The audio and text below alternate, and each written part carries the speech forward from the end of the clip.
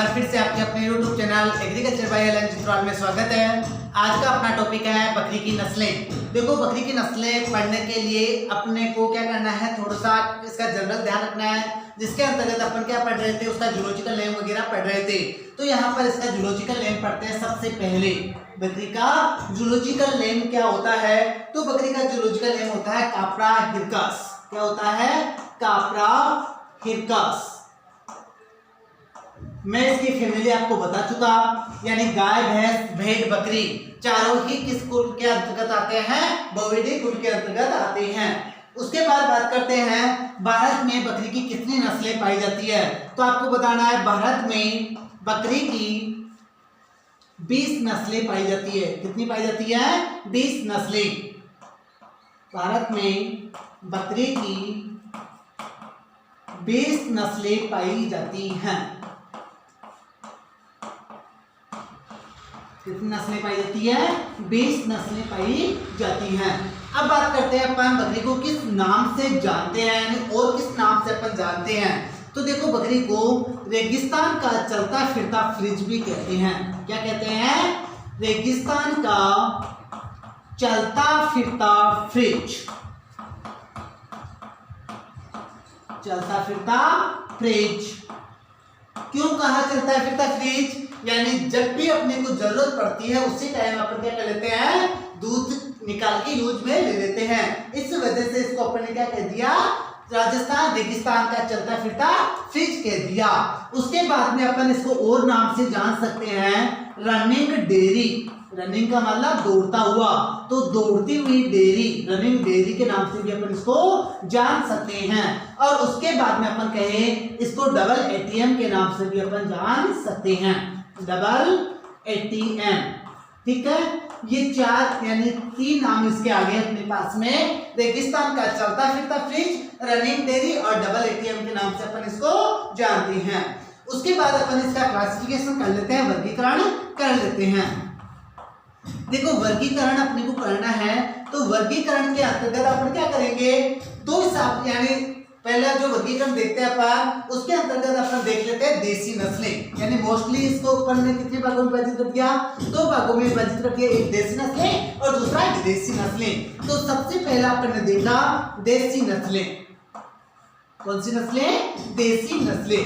अब इन देसी नस्लों को भी अपन ने वापस क्या कर देते हैं, यानी उपयोगिता के आधार पर 4 भागों में विभाजित कर देते हैं। कितने भागों में विभाजित करना अपने को? तो उपयोगिता के आधार पर 4 भागों में विभाजित करना है। अब 4 भाग कौन कौन से हैं? देखो, बकरी को अपन क्या करते हैं, दूध उत्पादन के लिए पालते हैं। किस उत्पादन के लिए पालते हैं? दूध उत्पादन के लिए पालते हैं। दूध के साथ साथ अपन क्या करते हैं, उससे मांस भी प्राप्त करते हैं। तो पहला जो अपनी उपयोगिता हो गई वो दूध उत्पादन हो गई, दूसरी उपयोगिता अपना क्या हो गई, मांस उत्पादन हो गई। कुछ कंडीशन में अपन बकरी की कुछ नस्लें जिनको अपन द्विकाजी यानी द्विप्रयोजनी नस्लें भी कहते हैं, यानी 2 पर्पज अपने पास में थे उनके, एक दूध उत्पादन और दूसरा मांस उत्पादन, तो दोनों पर्पज के लिए भी अपन पालते हैं। और चौथा जो इसका वर्गीकरण अपन देते हैं वो दे देते हैं ऊन उत्पादन के लिए। यानी बकरी की कुछ नस्लें ऐसी हैं जिनसे अपने को क्या प्राप्त होती है, ऊन भी प्राप्त होती है। तो यहाँ देखिए, देसी नस्लों को सबसे पहले अपन विभाजित कर रहे हैं, वो क्या कर दे रहे हैं अपन, यानी दुधारू नस्लें जिनसे अपने को दूध प्राप्त होता है, वो नस्लें ऐसी कौन कौन सी हैं।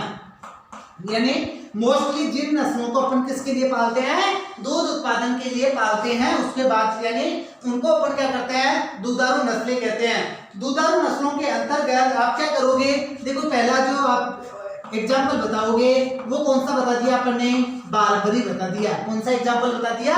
बारबरी एग्जाम्पल बता दिया। उसके बाद दूसरा एग्जाम्पल अपन देखे तो दूसरा एग्जाम्पल अपने पास में आ जाता है सिरोही। दूसरा एग्जाम्पल कौन सा आ जाता है? सिरोही। और तीसरा एग्जाम्पल अपने पास में आ जाता है सूरती। देखो, ये सूरती जो नस्ल है वो मोस्टली भैंस की पाई जाती है। इसकी होती है सूरती नस्ल, भैंस की होती है। लेकिन यदि आपको पूछा जाए तो ये आपको बताना है बकरी की नस्ल भी होती है, ठीक है। तो यहाँ पर बारबरी आ गया, दूसरा एग्जाम्पल सिरोही आ गया और तीसरा एग्जाम्पल क्या आ गया, सूरती आ गया। उसके बाद देखिए मांस उत्पादन के लिए, यानी दूसरा जो पर्पज अपना था वो क्या था, मांस उत्पादन। दूसरा जो पर्पज अपना आया वो कौन सा आ गया पर्पज अपना, मांस उत्पादन। यानी बकरी की ऐसी नस्लें जो जिनको अपन क्या करते हैं, मांस उत्पादन के लिए भी पालते हैं। तो मांस उत्पादन के लिए देखो एग्जांपल अपन बताते हैं। पहला एग्जांपल अपन ने बताया गद्दी। पहला एग्जांपल बकरी की कौन सी नस्ल आ जाती है, गद्दी। दूसरी आ जाती है ब्लैक बंगाल। दूसरी नस्ल कौन सी आती है, ब्लैक बंगाल। और उसके बाद में अपन बात करें तीसरी नस्ल की, तो तीसरी नस्ल अपने पास में आ जाती है कच्छी। यानी ये तीन नस्लें अपने पास में किसके लिए, किस पर्पज के लिए अपन पालते हैं इनको, यानी मांस उत्पादन के लिए पालते हैं। गद्दी आ गई, ब्लैक बंगाल आ गया और तीसरा कच्छी नस्ल आ गई। उसके बाद आते हैं अपन द्विकाजी नस्लों के ऊपर। कहां पर आ जाते हैं, द्विकाजी यानी द्विप्रयोजनी नस्लें, यानी जिनको अपन ड्यूल पर्पज के लिए पालते हैं, दो पर्पज के लिए पालते हैं। एक दूध उत्पादन और दूसरा मांस उत्पादन। और ऐसी नस्लें कौन सी हैं, तो ऐसी नस्लों के अंतर्गत देखो पहला एग्जांपल आप बता दोगे जमुनापारी। कौन सा एग्जांपल बता दिया अपन ने, जमुनापारी। दूसरा एग्जांपल बता देंगे अपन बिट्टल। दूसरा एग्जांपल कौन सा बताया अपन ने, बिट्टल। तीसरा एग्जांपल बताएंगे अपन सिरोही। जो सिरोही नस्ल है ये डुअल पर्पज के लिए यानी दोनों पर्पज के लिए पाली जाती है। और इसके अलावा एक नस्ल का नाम फिर बता दोगे आप, और वो नस्ल है मारवाड़ी। अब यहाँ पर देखो ये मारवाड़ी नस्ल भी अपन पढ़ चुके, और कहाँ पढ़ चुके, भेड़ की नस्लों के अंतर्गत पढ़ चुके। तो यहाँ पर सूरती नस्ल पढ़ी, ये किसकी थी, भैंस की थी। और सूरती इसके अलावा भैंस के अलावा बकरी की आ जाती है। इसके बाद में मारवाड़ी जो नस्ल है वो मारवाड़ी नस्ल मोस्टली किसकी है, यानी भेड़ की है। और भेड़ के अलावा बकरी की नस्ल भी आ जाती है। ठीक है, तो ये अपने तीसरा जो इसका क्लासिफिकेशन देखा वो किस आधार पर देख लिया, ड्यूल पर्पज के आधार पर देख लिया। उसके बाद आ जाते हैं अपन नंबर चौथा वर्गीकरण अपन देते हैं ऊन उत्पादन। चौथा अपन ने कौन सा वर्गीकरण दे दिया, ऊन उत्पादन। यानी वे नस्लें जिनसे अपने को क्या प्राप्त होती है, ऊन प्राप्त होती है। यानी जो बाल होते हैं वो क्या होते हैं, एक प्रकार के ऊन के होते हैं। तो वो होता है ऊन उत्पादन के लिए। और ऐसी कौन सी नस्लें हैं, तो देखो एक तो पश्मीना नस्ल है। कौन सी है, पश्मीना नस्ल। इस पश्मीना नस्ल से क्या प्राप्त होती है, अपने को ऊन प्राप्त होती है। और दूसरी नस्ल आपके कौन सी आ जाती है, अंगोरा। इन दोनों नस्लों से अपन क्या प्राप्त करते हैं, ऊन प्राप्त करते हैं। तो ये तो अपन ने देसी नस्लें आ गई। कौन सी नस्लें आ गई, देसी नस्लें आ गई। उसके बाद अपन बात कर लेते हैं विदेशी नस्लों की। किसकी बात करते हैं अपन, विदेशी नस्लों की बात कर लेते हैं। देखो विदेशी नस्लें यानी विदेशों में पाई जाएगी। तो पहला अपन ने देसी नस्ल का दे दिया, और दूसरा अपन देख लेते हैं विदेशी नस्ल। अब बात करते हैं, देखो विदेशी नस्लों के अंतर्गत भी अपन वही पर्पज अपनाएंगे, यानी अपना दूध उत्पादन। विदेशी नस्लों के अंतर्गत भी क्या करेंगे अपन, इसको इनको भी कुछ भागों में यानी वही पर्पज के आधार पर इनका वर्गीकरण अपन कर सकते हैं।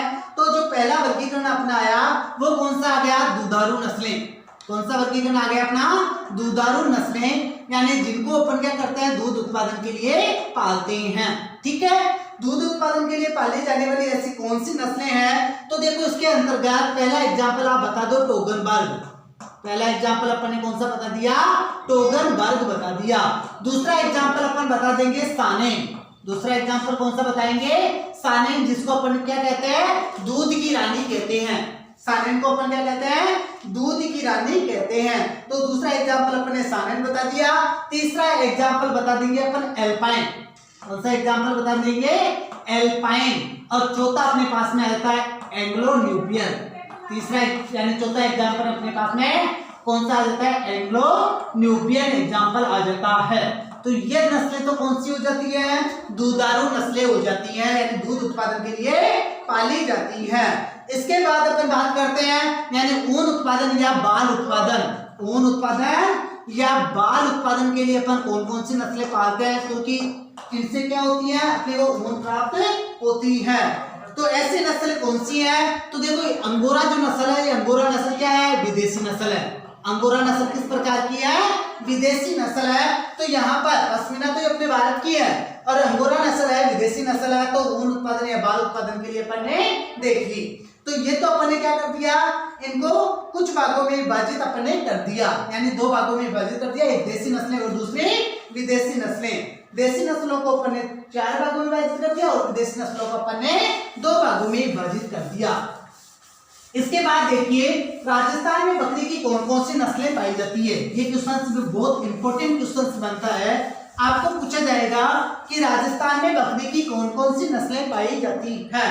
तो 4 नस्लें आपको राजस्थान की बतानी है। राजस्थान में पाई जाने वाली बकरी की नस्लें, पाई जाने वाली बकरी की नस्लें, और इसके अंतर्गत अपने को 4 नाम बताने हैं। कौन कौन से बताने हैं? तो देखो एक तो अपने पास में क्या आया था, मारवाड़ी शब्द आया था, ठीक है। मारवाड़ी जो नस्ल है ये एक तो ये राजस्थान में पाई जाती है, दूसरी अपने सिरोही नस्ल, दूसरी नस्ल कौन सी है, सिरोही नस्ल, तीसरी जखराना, तीसरी नस्ल कौन सी है, जखराना, और चौथी जो नस्ल है वो है झालावाड़ी। कौन सी नस्ल है, झालावाड़ी। ये 4 नस्लें बकरी की अपने राजस्थान में पाई जाती हैं। तो क्वेश्चन से यदि आपको पूछे कि बकरी की राजस्थान में पाई जाने वाली नस्ल कितनी है, तो आपको राइट आंसर देना 4, और नाम पूछ लेते हैं। तो नाम के अंतर्गत देखो मारवाड़ी आ गया, दूसरा सिरोही आ गया, तीसरा जखराना आ गया और चौथा झालावाड़ी आ गया, ठीक है। चलो ये तो अपन ने कॉमन चीज की बात कर ली। अब बात कर लेते हैं अपन अपनी नस्लों के ऊपर। अपनी 4 नस्लें अपने को पढ़नी है, सॉरी 5 पढ़नी है। नंबर पहली पढ़नी है जमुनापारी। कौन सी नस्ल पढ़नी है? तो अपने को जमुनापारी नस्ल पढ़नी है। देखो जमुनापारी का जो मूल स्थान है वो मूल स्थान आपको बताना है उत्तर प्रदेश का इटावा जिला। मूल स्थान यूपी का इटावा जिला आपको बताना है। उत्तर प्रदेश का इटावा जो जिला है वो इटावा जिला क्या है, आपकी जमुनापारी नस्ल का मूल स्थान माना जाता है। बात करते हैं अपन इस शारीरिक विशेषताओं की, यानी जमुनापारी नस्ल को अपन किस आधार पर पहचानेंगे। तो जमुनापारी जो नस्ल है उसको अपन सबसे पहला जो इसका आपको बताना है, यानी मोस्ट जो लक्षण बताना है, विशेषता बतानी है, पहली बतानी है लंबे लटकते हुए कान, यानी इसके जो कान होते हैं वो कैसे होते हैं, लंबे लटकते हुए। दूसरी जो विशेषता होती है, मोस्ट इंपोर्टेंट विशेषता है, पिछली टांगों पर लंबे घने बाल होना। पिछले टांगों पर लंबे घने बाल होना इसकी मुख्य विशेषता मानी जाती है। तो यहाँ पर इसका पहला जो विशेषता आपने बताई वो बता दी लंबे लटकते हुए कान। पहला कौन सा बताया, लंबे लटकते हुए कान, ठीक है। दूसरी जो मोस्ट इंपोर्टेंट, पहले मोस्ट इंपोर्टेंट विशेषता देखिए, उसके बाद में अपन बाकी और चीज देख लेंगे। तो पहला देख लिया लंबे लटकते हुए कान मिल गए। उसके बाद में दूसरा अपन ने क्या कहा, पिछली टांगों पर लंबे घने बालों का होना। पिछली टांगों पर लंबे घने बालों का होना, यानी बहुत ज्यादा बाल पाए जाते हैं, सघन पाए जाते हैं, वो इसकी क्या है, प्रमुख विशेषता है। तो आपके 2 लक्षण, 2 विशेषता अपन ने पढ़ी अभी तक। नंबर 1 लंबे लटकते हुए कान, और नंबर दूसरा पिछले टांगों पर लंबे घने बाल होना। इसके बाद अपन बात करें, इसका जो मुंह होता है वो क्या होता है, लंबा होता है। मुंह किस प्रकार का होता है, लंबा होता है। और जो नाक होती है वो क्या होती है, जैसलमेरी नस्ल और चोकला नस्ल मैंने आपको बताई थी, याद करो। नाक किस प्रकार की बताई थी, रोमन नाक। किस प्रकार की बताई थी, रोमन नाक। रोमन का मतलब तोतामुखी नाक होती है। तो देखो बकरी की जो मेन बकरी की नस्ल के अंदर पूछा जाता है तो बताना है जमुनापारी, और भेड़ की नस्ल के अंतर्गत बताना है पूछा जाता है तो आपको बताना है 2 आंसर, नंबर 1 चोकला और नंबर दूसरा जैसलमेरी। तो रोमन नाक आपने पढ़ी, ठीक है। इसके बाद अपन देखो, यानी इसका जो कलर होता है वो क्या होता है, सफेद होता है, जिस पर कभी कभी क्या होते हैं, भूरे धब्बे होते हैं। तो इसका जो नेक्स्ट जो शारीरिक विशेषता के अंतर्गत अपन ने देखा, रंग किस प्रकार का है, सफेद, जिस पर भूरे क्या होते हैं, धब्बे होते हैं, भूरे रंग के धब्बे होते हैं। ये अपन ने जमुनापारी नस्ल की क्या देखी, विशेषताएं देख ली। इसके बाद अपन बात करें जमुनापारी नस्ल की क्या है, यानी उपयोगिता। नेक्स्ट क्या देखें अपन, इसकी उपयोगिता। तो अपन क्या कर रहे थे, जमुनापारी को यानी ड्यूल पर्पज के लिए पाल रहे थे, दोनों पर्पज के लिए पाल रहे थे। अपना जो मेन पर्पज था दूध उत्पादन वो भी था, और दूसरा मांस उत्पादन भी था। तो उपयोगिता में पहले बता दोगे आप द्विप्रयोजनी नस्ल। उपयोगिता में क्या बता दिया, द्विप्रयोजनी नस्ल,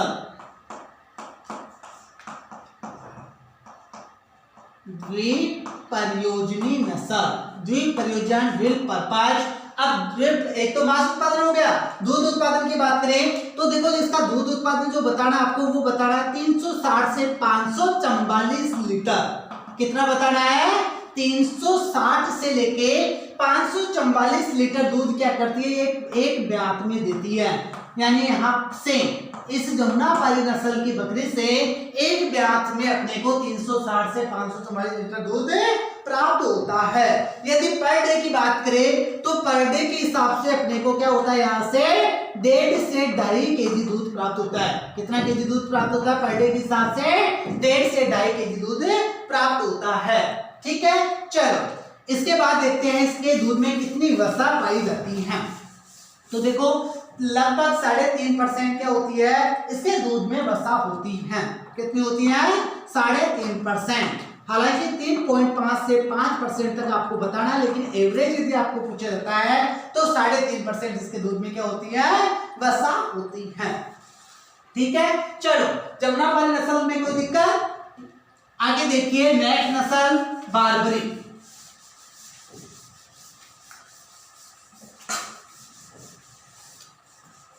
नेक्स्ट नस्ल कौन सी देख लेते हैं अपन? बारबरी।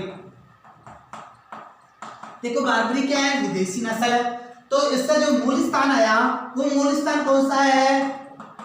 ब्रिटिश सोमालिया, यानी जो पूर्वी अफ्रीका है उसका ब्रिटिश सोमालिया क्षेत्र, पूर्वी अफ्रीका का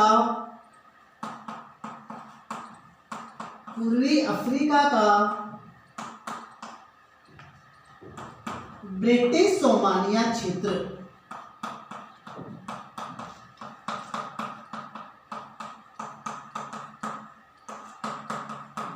पूर्वी अफ्रीका का ब्रिटिश सोमालिया क्षेत्र, या फिर अब आपको और यदि डीपली पूछे तो पूर्वी अफ्रीका का ब्रिटिश सोमालिया का बर्बरा क्षेत्र। बारबरी नाम वहां से ही पड़ा है, यानी जो बर्बरा क्षेत्र है उस बर्बरा क्षेत्र के नाम से इसका नाम क्या पड़ गया? बारबरी पड़ गया। तो पूर्वी अफ्रीका का ब्रिटिश सोमालिया का बर्बरा क्षेत्र। अब बात करते हैं अपन यहाँ पर अपने कहाँ पाई जाती है भारत में, ये नस्ल कहाँ पाई जाती है। तो देखो ये मोस्टली एक तो अपने यूपी में देखने को मिलती है, हरियाणा में देखने को मिलती है, और उसके अलावा ये दिल्ली में देखने को मिलती है। यानी इसका वितरण यदि आपको पूछा जाता है किस नस्ल का? बारबरी का, तो ये यूपी, हरियाणा और दिल्ली में पाई जाती है, क्योंकि विदेशी नस्ल है। और विदेशी नस्ल सिंपल सी बात है, वितरण आपको ध्यान रखना होता है। देसी नस्लों का कोई वितरण ध्यान नहीं रखना होता है, क्योंकि देसी नस्लें मोस्टली अपने इंडिया में पाई जाएगी। और इंडिया में भी यदि आप लोकल बात करें जैसे भेड़ की नस्लों की, तो भेड़ की नस्लें तो मोस्टली राजस्थान की हैं, तो वहां वितरण ध्यान रखने की आपको जरूरत नहीं है। ठीक है, चलो देखते हैं इसकी शारीरिक विशेषताएं।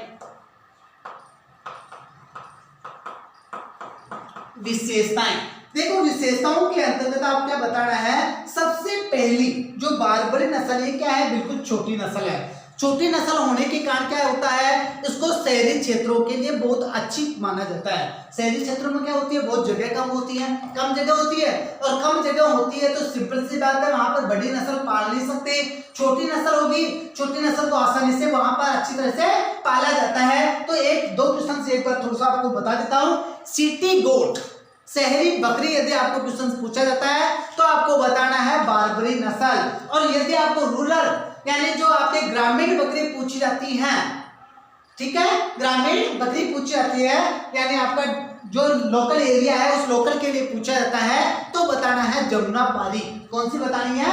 जमुनापारी नस्ल बतानी है। तो यहाँ पर बता दीजिए सबसे पहले जिसका मोस्ट इंपोर्टेंट कैरेक्टर है वो आ जाता है रंग सफेद, जिस पर कत्थई रंग के धब्बे, इस प्रकार के धब्बे होते हैं, कत्थई रंग के धब्बे धब्बे होते हैं। पहली जो विशेषता अपन ने देखी, वो पहली विशेषता अपने पास में, इसका कलर अपन ने ले लिया। कलर कैसा होता है? सफेद होता है, और सफेद के ऊपर क्या होते हैं? कत्थई रंग के धब्बे होते हैं। दूसरी विशेषता मैंने आपको क्या कहा कि ये क्या होता है, अपने मोस्टली शहरी क्षेत्रों के लिए होती है। शहरी क्षेत्रों में क्या होती है? जगह कम होती है, और जगह कम होगी तो वहां पर अपने छोटी नस्ल पाली जाएगी। तो यहाँ पर अपने नेक्स्ट विशेषता अपन बताने जा रहे हैं। देखो, यानी छोटी नस्ल है, कैसी होगी? हिरण के समान होगी। तो हिरण क्या होती है? सुंदर होती है। तो दूसरा जो विशेषता अपन बता देते हैं, कान छोटे, कान छोटे, हिरणी जैसी। दूसरी जो अपने विशेषता अपने बताई, वो बता दी कि जो बारबरी नस्ल है, इसके कान क्या होते हैं? छोटे होते हैं। किसके समान होते हैं? हिरणी समान होते हैं। फिर बात करते हैं शहरी क्षेत्रों के लिए उपयुक्त, शहरी क्षेत्रों के लिए उपयुक्त यानी सिटी गोट। सिटी गोट कौन सी है? बारबरी। और ग्रामीण जो बकरी है, वो ग्रामीण बकरी कौन सी है? जमुनापारी। कौन सी होती है? जमुनापारी नस्ल होती है। अब देखो यहाँ पर और यदि अपन विशेषता बताए तो ये क्या होती है? बकरी, यानी एक बार दो आपके एक ईयर होता है, एक वर्ष होता है, या एक वर्ष न बोल के आप ये भी कह सकते हो 12 से 15 माह। कितने माह बताने आपको? 12 से 15 माह है। इसके अंदर 2 बार ब्याती है। कितनी बार ब्याती है? 2 बार ब्याती है। और एक बार में कितने बच्चे लाती है? 2 बच्चे लाती है। इट मींस यहाँ से अपने को एक साल में 4 बच्चे उपलब्ध हो जाते हैं। तो ये देखो, मांस उत्पादन के लिए भी मोस्ट इंपोर्टेंट नस्ल है। तो 4 बच्चे लाएगी तो वहां से अपने को अच्छा मांस भी प्राप्त हो जाएगा।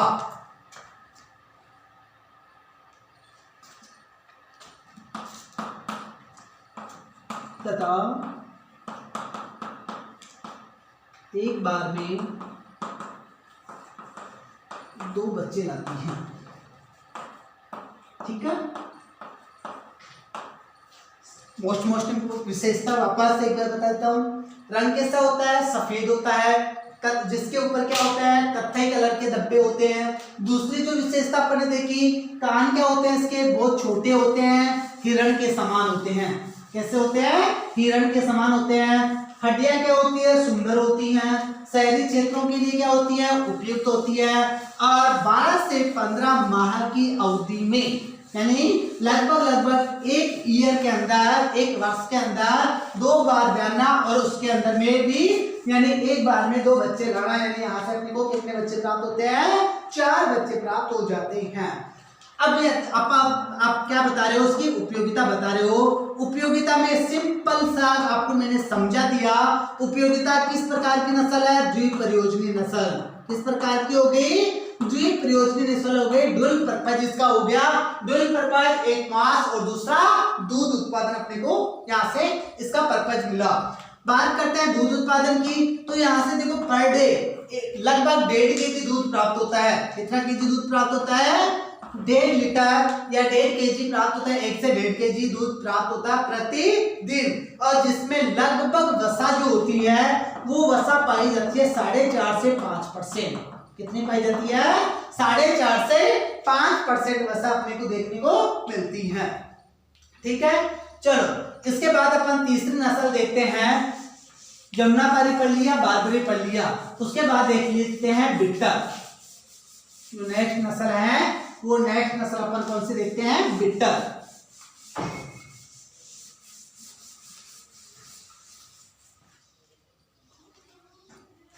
देखो, बिट्टल जो नस्ल है, इस बिट्टल नस्ल का मूल स्थान, बिट्टल अपने देश की है। तो अपना जो पंजाब है, उस पंजाब का गुरदासपुर जिला, पंजाब का गुरदासपुर जिला इसका क्या है? मूल स्थान है। पंजाब का गुरदासपुर जिला, गुरदासपुर जिला जो है इसका क्या है? मूल स्थान है। तो बता, अपन ने मूल स्थान बता दिया पंजाब का गुरदासपुर जिला। अब यहाँ पर यदि आपको और यदि डीपली पूछा जाता है, तो डीपली मैं आपको वैसे पढ़ा चुका। नीली रावी, नीली रावी नस्ल किसकी थी? भैंस की थी। और नीली रावी का मूल स्थान भी पंजाब था। क्यों? मैंने वहां पर एक चीज बताई थी आपको, क्योंकि वहां पर रावी और जो सतलज नदी है वो सतलज नदी बहती है, जिसके कारण से जो रावी यानी यानी नीली रावी थी उसका ओरिजिन पहले से अपन ने बताया था। तो जो पंजाब का गुरदासपुर जिला है इसके पास में क्या है, रावी नदी। तो इसका जो एरिया है अपन यानी बिटल का मूल स्थान वो रावी क्षेत्र भी बता सकते हैं। कौन सा क्षेत्र बता सकते हैं, रावी क्षेत्र भी बता सकते हैं। बात करते हैं अपन इसके शारीरिक विशेषताओं की, यानी किन किन की विशेषताओं के आधार पर अपन इनको पहचानेंगे। तो सबसे पहली यानी जो जमुनापारी नस्ल है इसके लगभग मिलती जुलती नस्ल होती है। कौन सी नस्ल के समान होती है, जमुनापारी नस्ल के समान होती हैं। तो पहली शारीरिक विशेषता बता दीजिए, जमुनापारी नस्ल से मिलती जुलती। कौन सी नस्ल से मिलती जुलती होती है, जमुनापारी नस्ल से मिलती जुलती होती है, यानी लगभग उसके समान पाई जाती है। उसके बाद अपन बात करें इसका कलर, तो कलर क्या होता है, यानी काला होता है। कलर क्या होता है इसका, काला होता है। लेकिन उसके ऊपर किस प्रकार के धब्बे होते हैं, कत्थई धब्बे होते हैं। किस प्रकार के धब्बे होते हैं, कत्थई धब्बे होते हैं। मोस्टली कलर होगा काला, लेकिन उसके ऊपर क्या होगा, कत्थई कलर का धब्बा पाया जाएगा। और कभी कभी कत्थई यानी न पाके और सफेद कलर का धब्बा भी अपने को देखने को मिलता है। ठीक है, चलो इसके बाद में देखते हैं नेक्स्ट शारीरिक विशेषता। तो देखो जो इसका नर होता है इसमें क्या होती है, सामान्यतः दाढ़ी पाई जाती है। नर में सामान्यतया दाढ़ी पाई जाती है।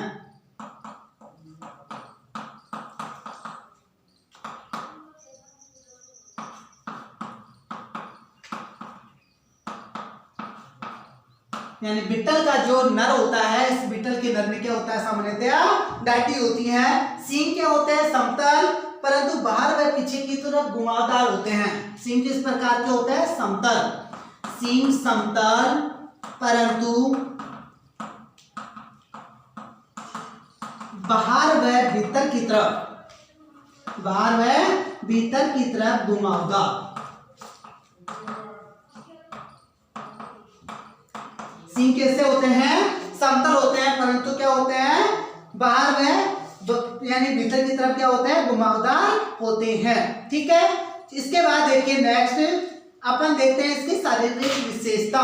तो इस शारीरिक विशेषताओं में अपन क्या कहेंगे, द्विप्रयोजनी नस्ल है। किस प्रकार की नस्ल है, द्विप्रयोजनी नस्ल है। ड्यूल पर्पज, ये भी ड्यूल पर्पज के अनुसार पाली जाती है, यानी एक दूध उत्पादन और दूसरा मांस उत्पादन। दूध यहाँ से अपने को प्राप्त होता है 1.5 से लेके 1.8 केजी या लीटर प्रतिदिन।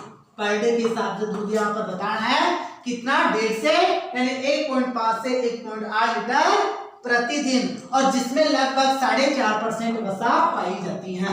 वसा कितनी होती है, 4.5% वसा होती है। तो ये अपन ने कौन सी नस्ल देख ली, बिट्टल नस्ल देख ली। इसके बाद देखिए नेक्स्ट नस्ल देखते हैं, टोगन वर्ग। कौन सी नस्ल अपने पास में आती है, टोगन वर्ग नस्ल अपने पास में आ जाती है। जमुनापारी पढ़ लिया, दूसरा बारबरी पढ़ लिया, तीसरा बिट्टल पढ़ लिया, और अब देखते हैं नंबर 4 के ऊपर। और 4 के ऊपर अपने पास में कौन सी आ जाती है, टोगन वर्ग नस्ल आ जाती है। तो टोगन वर्ग का जो मूल स्थान है वो क्या है, टोगन वर्ग भी क्या है, विदेशी नस्ल है भाई। कौन सी नस्ल है, टोगन वर्ग। और टोगन वर्ग क्या है, विदेशी नस्ल है, और इसका जो मूल स्थान है वो है स्विट्जरलैंड। कौन सा है, स्विट्जरलैंड इसका मूल स्थान होता है। अपने यहाँ पर मोस्टली ये नहीं पाई जाती, तो वितरण आप नहीं बताओगे। उसके बाद अपन देखते हैं इसके शारीरिक विशेषताएं। शारीरिक विशेषताएं अपने को बतानी है।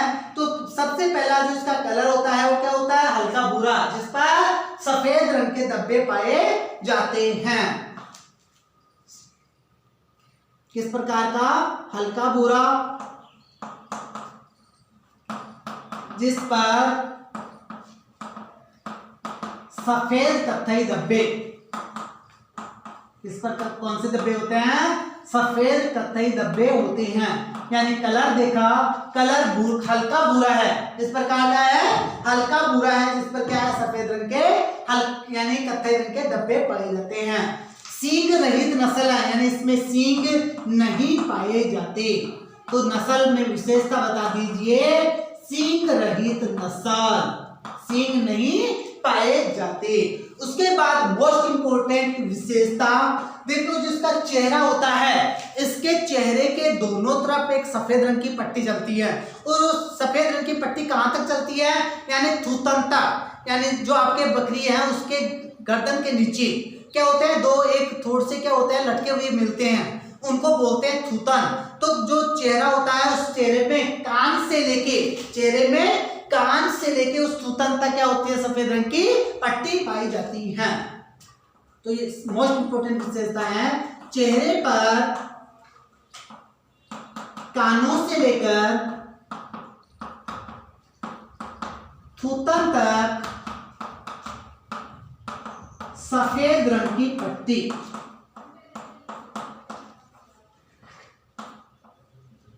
सफेद रंग की पट्टी पाई जाती है, यानी कलर, सफेद कलर का एक पट्टी होती है, वो कहां से कहां पाई जाती है, कान से लेके थूथन तक पाई जाती है। ठीक है, चलो इसके बाद देखते हैं अपन, यानी इसके उपयोगिता। तो ये किस प्रकार की है, दुधारू नस्ल है। किस प्रकार की है, दुधारू नस्ल है। तो उपयोगिता में बता दीजिए, दुधारू नस्ल यानी ओनली और ओनली अपन क्या करते हैं, इसको दूध उत्पादन के लिए पालते हैं।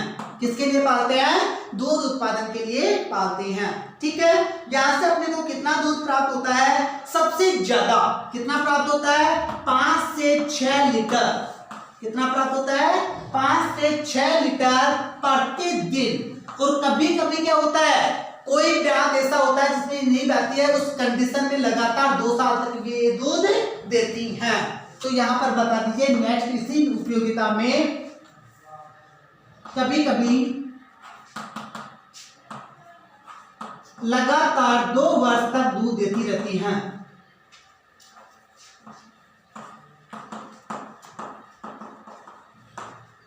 लगातार 2 वर्ष तक क्या होती है, दूध देती हैं। बकरी की ऐसी नस्ल कौन सी है, टोगर वर्ग है। कौन सी है, टोगर वर्ग। उसके बाद आते हैं अपन नेक्स्ट नस्ल के ऊपर, और नेक्स्ट नस्ल अपनी आती है सिरोही।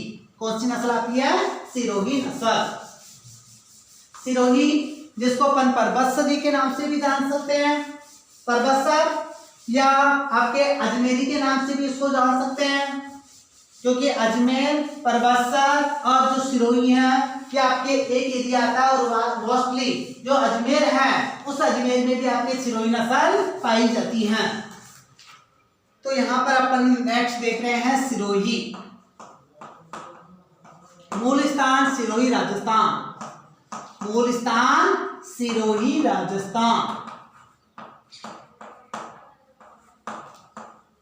सिरोही राजस्थान। उसके बाद अपन बात करें इसके उपनाम की, यानी इसको किस किस नामों से जाना जाता है।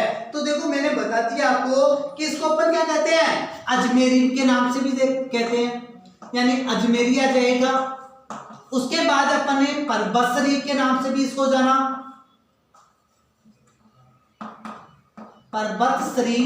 और परबतसरी के अलावा इसको अपन देवगढ़ी के नाम से भी जान सकते हैं। किस नाम से जान सकते हैं, देवगढ़ी के नाम से भी जान सकते हैं। तो इसके 3 उपनाम हो गए, एक अजमेरी, दूसरा परबतसरी और तीसरा देवगढ़ी। ठीक है, अब बात करते हैं अपन इसकी शारीरिक विशेषताओं की। शारीरिक विशेषताओं की बात कर लेते हैं। तो देखो इसका कलर जो होता है वो कुछ लाल लिए, यानी कुछ लाल रंग का, कुछ बादामी कलर का, यानी थोड़ा सा लाल रंग लिए हुए होता है। कैसा होता है, लाल रंग लिए हुए होता है। तो रंग हल्का लाल, हल्का लाल व बादामी रंग लिए हुए।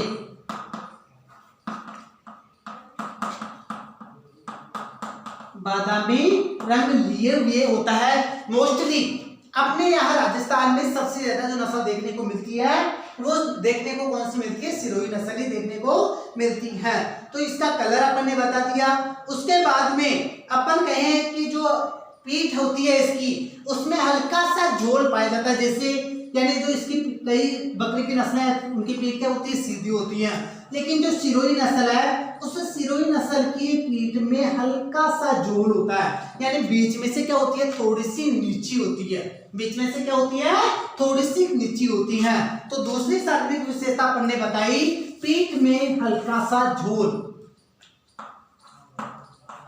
पीठ में हल्का सा झोल पाया जाता है। और झोल का मतलब मैंने आपको बता दिया कि बीच में से क्या होती है, थोड़ी सी नीची होती है, ठीक है। उसके बाद देखिए पिछली जो टांगे होती है उनके ऊपर मध्यम बाल पाए जाते हैं, पिछली टांगों पर मध्यम बाल होते हैं, पिछली टांगों पर मध्यम बाल। और आपकी जमुनापारी नस्ल अपन ने पढ़ी थी, उस जमुनापारी नस्ल में पढ़ने क्या पढ़ा था, पिछली टांगों पर लंबे घने बाल, ठीक है। तो दोनों चीज आपके समझ में आ गई, मध्यम बाल सिरोही नस्ल, लंबे घने बाल कौन सी, जमुनापारी नस्ल। उसके बाद देखिए अपन बात करते हैं इसकी उपयोगिता की। तो मोस्टली जो सिरोही नस्ल है इसको अपन दोनों ड्यूअल पर्पज के लिए पालते हैं, मांस के लिए भी पालते हैं और दूध के लिए भी पालते हैं। तो मांस उत्पादन तो आपका आ गया, मांस उत्पादन के अलावा दूध उत्पादन अपने को देखना है, तो ये लगभग अपने को कितना दूध प्राप्त यहाँ से मिलता है, यानी 2.5 लीटर दूध प्राप्त होता है एक दिन में। जो सिरोही नस्ल है उससे अपने को कितना दूध प्राप्त होता है, 2.5 लीटर दूध प्राप्त होता है। और इसमें जो वसा होती है वो वसा लगभग होती है 4.5%, कितनी वसा होती है, 4.5% वसा पाई जाती है, ठीक है। तो ये चीज आपके समझ में आ गया, यानी सिरोही नस्ल, मूलस्थान सिरोही राजस्थान, उपनाम अजमेरी, प्रभाश्री, देवगढ़ी। उसके अलावा रंग कैसा बताया, हल्का लाल व बादामी, जिस पर क्या होते हैं, कुछ कंडीशन में यानी जो कत्थई धब्बे होते हैं वो धब्बे पाए जाते हैं। उसके बाद में पीठ में हल्का सा झोल अपन ने बताया, यानी बीच में से क्या होती है, थोड़ी सी नीची होती है। कई बकरी की नस्लें ऐसी होती है जिनकी पीठ क्या होती है, समतल होती है, लेकिन जो सिरोही नस्ल है इसकी पीठ में क्या होता है, हल्का सा झोल पाया जाता है। मध्यम क्या होते हैं, टांगों पर मध्यम बाल होते हैं। जमुनापारी में खूब सारे बाल थे, लंबे घने बाल थे। और उपयोगिता में बताया दिया अपन ने, तो यहाँ पर 1.5 लीटर, कितना आएगा, 1.5 लीटर दूध प्रतिदिन, वसा 4.5%। ये आपकी क्या हो जाता है, बकरी की नस्लें हो जाती है कंप्लीट। यहाँ पर एक दो क्वेश्चन जो मोस्ट इंपोर्टेंट है वो मैंने आपको बता दिया। सानेन को अपन क्या कहते हैं, दूध की रानी कहते हैं। सानेन को क्या कहते हैं, दूध की रानी कहते हैं, जिसका मूल स्थान है स्विट्जरलैंड। कौन सा है, स्विट्जरलैंड। और उसके अलावा अपने एक क्वेश्चन फिर यहाँ बच जाता है, चलो बताता हूँ वो भी। झालावाड़ी जो नस्ल है वो झालावाड़ी नस्ल 3 पर्पज के लिए पाली जाती हैं। अब 3 पर्पज कौन कौन से यहाँ पर अपने को मिलते हैं, नंबर 1 दूध, नंबर 2 मांस, और नंबर 3 के ऊपर बात करें पान, तो यहाँ से अपने को इसको बालों के लिए भी अपन पालते हैं, ऊन उत्पादन के लिए भी पालते हैं, ठीक है। और जो सूरती नस्ल थी, ये सूरती महाराष्ट्र की नस्ल, यदि आपको और याद रखना है, सूरती नस्ल भैंस की भी पढ़ी थी, सूरती नस्ल अपन ने कहाँ देखा, बकरी में भी देखा। सूरती जो यानी भैंस की नस्ल थी उसका मूल स्थान वही क्या था, महाराष्ट्र था, ठीक है। और आपके यहाँ पर भी क्या है, यानी इसका जो मूल स्थान है वो क्या है, महाराष्ट्र, ठीक है, ओके।